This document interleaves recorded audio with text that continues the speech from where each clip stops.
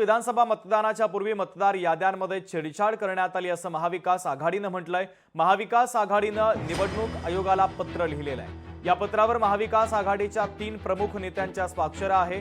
तर संशय असलेल्या 13 मतदारसंघांचा पत्रामध्ये उल्लेख करण्यात आलेला आहे। भाजपनं मतदार यादीमध्ये छेडछाडीसाठी आधीच लोक हेरलेले महाविकास आघाडीनं भारतीय जनता पक्षावर गंभीर आरोप केलेले आहेत।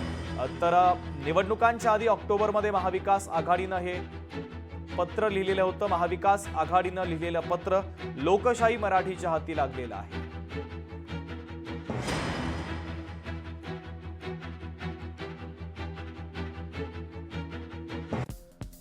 तर ज्या मतदारसंघांचा उल्लेख करण्यात आलेला आहे ते मतदारसंघ आपण पाहतोय। शिर्डी मतदारसंघाचा उल्लेख आहे,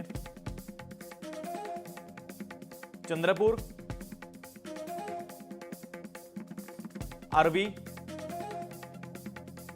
कामठी, कोथरूड, गोंदिया, अकोला पूर्व, चिखली, नागपूर, कणकवली या मतदारसंघांचा समावेश आहे। खामगाव, चिमूर, धामणगाव रेल्वे,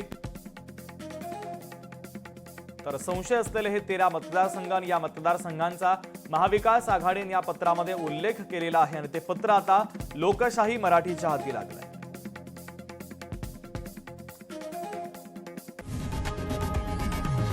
लोकशाही मराठी ऐका, पहा, जागरूक रहा।